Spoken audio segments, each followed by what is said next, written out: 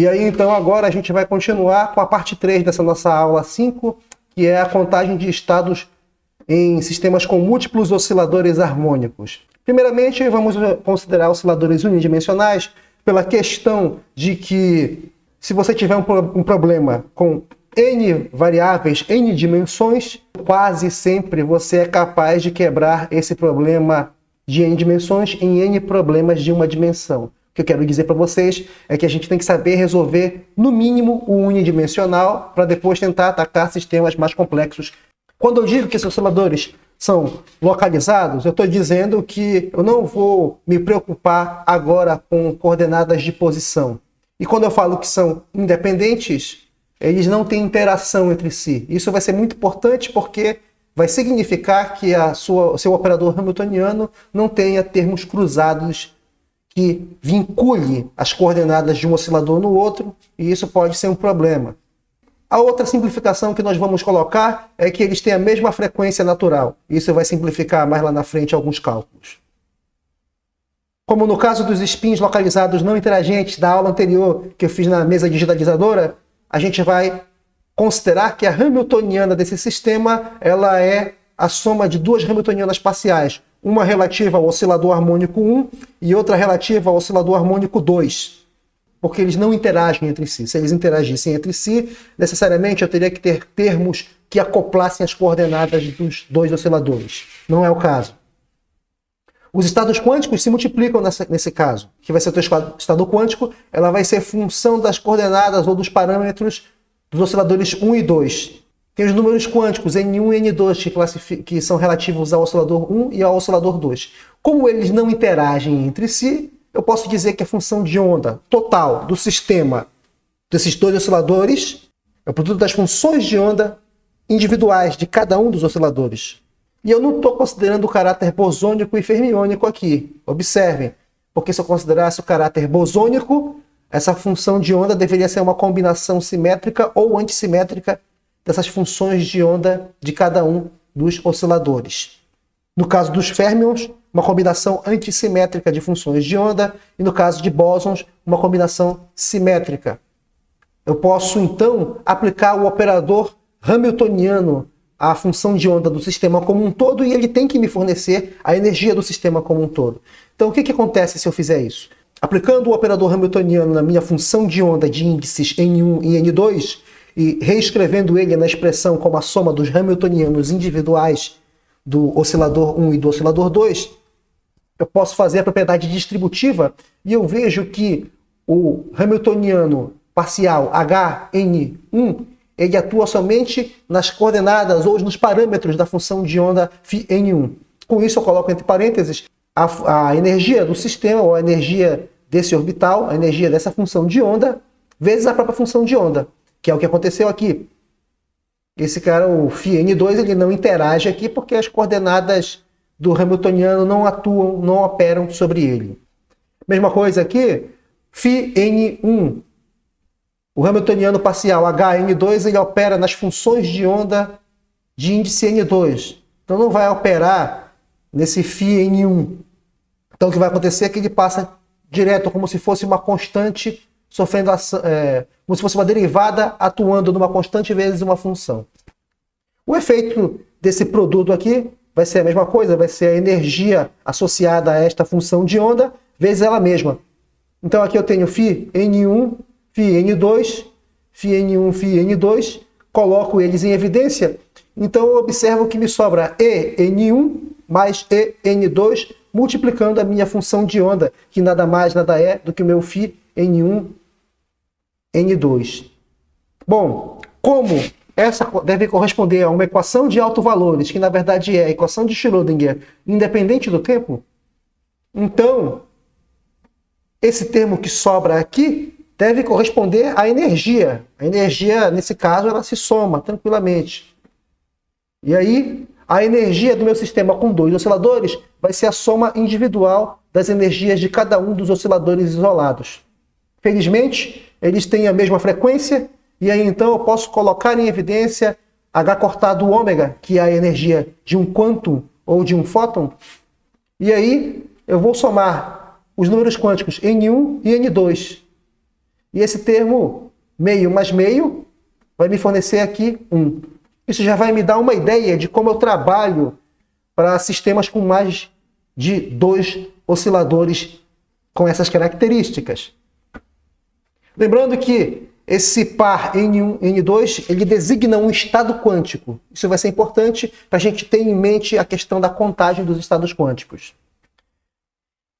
Então, o que é interessante também é que esse modelo, quando eu generalizo para N osciladores harmônicos unidimensionais, localizados, não interagentes e com a frequência igual, isso me leva para o modelo de Einstein para o calor específico dos sólidos, em função da temperatura. Quando você vai para baixas temperaturas, esse modelo consegue contemplar um desvio da previsão clássica. Então nós temos o seguinte: o que a gente aprendeu do exemplo anterior é que eu posso simplesmente somar a energia. Então, a energia de um sistema com N osciladores harmônicos unidimensionais localizados não interagentes com a mesma frequência ômega vai ser eu somar a energia de cada um desses N osciladores. E quando eu fizer isso, eu vejo que, como todos eles têm a mesma frequência angular, eu sou capaz de colocar as frequências angulares vezes a constante de Planck reduzida, coloco em evidência. E aí vai me sobrar esses termos aqui. N1, N2, N3, N4, ele vai embora até Nn. Esse meu termo meio, que está associado à energia de ponto zero, ele vai aparecer Nzão vezes. Então eu posso reescrever essa expressão 5 com uma forma mais agradável. Como da outra vez, esse conjunto de N's vai designar o estado quântico do sistema que eu estou descrevendo. Conjunto de números quânticos também vai ser importante para identificar degenerescências. Essa soma de números quânticos de cada um dos osciladores eu vou chamar de um número M. E esse número vai ser o número total de quanta de energia do sistema. Por quê? Porque se eu pegar a fórmula anterior, eu vou chamar isso tudo aqui de M, e depois eu faço a propriedade distributiva do H cortado ômega, e eu vejo que eu tenho um número aqui, que é a soma desses números quânticos, que está multiplicando a energia de um fóton, ou a energia de um quantum. E eu ainda tenho aqui N contribuições de energia de ponto zero, que é H cortado ômega sobre 2. Então, esse número aqui, essa soma de números quânticos vai me dar o número total de quanta de energia do sistema. E aí, para encontrar a degenerescência dos autoestados correspondentes a esta energia, eu tenho que descobrir o número de maneiras que eu tenho de distribuir M quantum de energia em N osciladores harmônicos. Então eu tenho que pegar esse número M, que eu isolei agora, que é esse número M é a soma dos números quânticos de cada um dos osciladores que eu tenho, de cada um deles. Então eu vou distribuir esse valor, cada um dos quantum que eu tenho, eu vou pegar esses quanta e vou distribuir em N osciladores harmônicos. Para simplificar um pouquinho a sua imaginação, você enxergar melhor, vamos pegar esse exemplo. Distribua 3 bolas em 2 caixas. Como é que você vai fazer isso? Quantas maneiras você tem de fazer? A gente começa com esse número pequeno para a gente ter uma noção de como acontece. Basicamente o que você tem aqui é o seguinte. Você tem 3 bolas iguais e eu vou distribuir em 2 caixas. Então eu tenho algumas maneiras. Por exemplo, eu posso colocar as 3 bolas na primeira caixa, nenhuma na segunda caixa. Posso colocar 2 delas na primeira caixa e apenas uma na segunda caixa. Ou ao contrário, apenas uma na primeira caixa e 2 na segunda caixa. Ou eu posso colocar as 3 na segunda caixa. Tá? Então eu tenho 4 maneiras diferentes. Observem que vocês podem dizer, por exemplo, que uma forma de você enxergar esse problema é você dizer que, como essas bolas são indistinguíveis entre si, elas correspondem à letra A. E essa parede aqui, ela corresponde a uma letra B. Então, você vai ter que fazer uma permutação disso. Isso aqui vai ser uma permutação com repetição.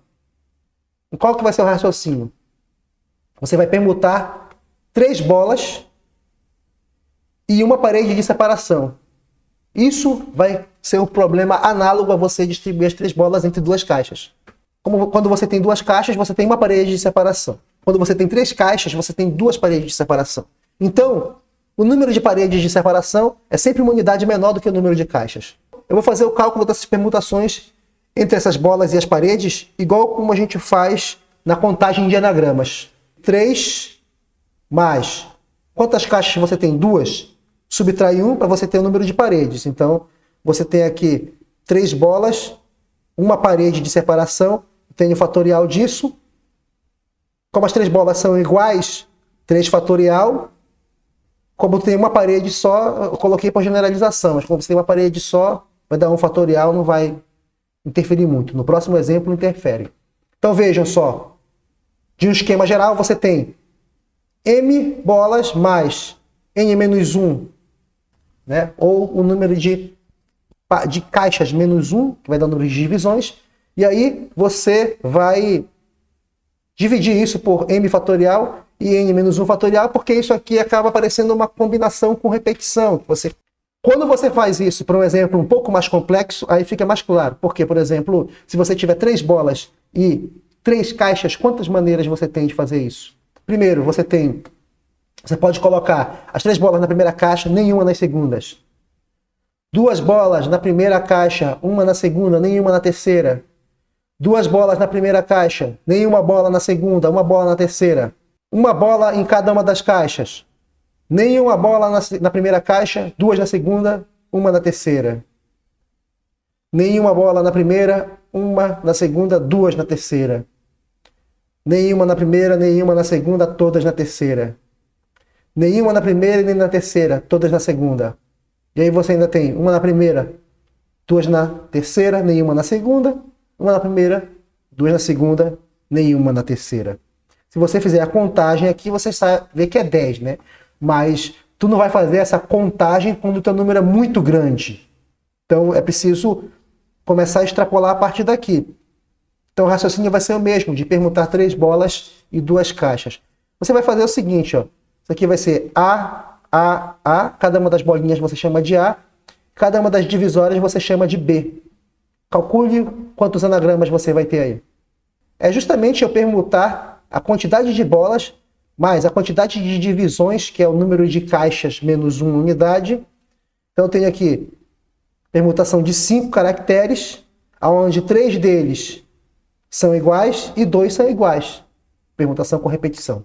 Quem são os caracteres que são iguais que dá o 3 fatorial? Essas 3 bolas são iguais. E quem é esse 2 fatorial? Por que ele aparece? Aparece porque eu tenho 2 divisórias iguais. Então dá isso, você tem 10 estados diferentes, 10 configurações diferentes, 10 maneiras de colocar 3 bolas em 3 caixas. Por que eu te falo isso? Porque dado uma energia, quantas configurações você tem que são diferentes entre si e são correspondentes à mesma energia? Sabe como é o nome disso? Degenerescência. Vai ser esse mesmo raciocínio, com essa mesma fórmula, a gente vai utilizar para o problema dos osciladores harmônicos. N osciladores harmônicos, onde eu vou colocar M quanta de energia. Quando eu faço esse cálculo para os osciladores harmônicos, aí eu aplico esse raciocínio a N quanta de energia e N osciladores, então eu tenho a seguinte expressão. Ômega, como função da energia e do número total de osciladores, é igual. Essa soma aqui, que eu já disse que é a permutação entre M fótons e N-1 divisões, que é o número de osciladores. E aí, eu vou pegar aquela expressão anterior que eu tive, o meu M ele era E sobre H cortado ômega menos N sobre 2. Só que quando você pega o menos N sobre 2 da fórmula anterior e coloca, somando com esse N, você tem 1 menos meio que dá meio, fica positivo aqui em cima. Como aqui, ó. Esse aqui é a expressão do M que está aqui embaixo. Quando eu jogo ele aqui, esse cara aqui, esse N que está somando, ele faz aparecer 1 mais meio, mais N sobre 2 aqui, menos 1, tá? O M, é claro que ele tem essa expressão, é sobre H cortado ômega menos N sobre 2. Isso tudo é um fatorial que multiplica o fatorial de N menos 1. Essa é a nossa expressão que a gente vai usar mais lá na frente. A gente vai utilizar essa expressão depois para estudar o modelo de Einstein. Então, guardem ela com carinho, assistam novamente e a gente se vê no próximo. Abraço, valeu!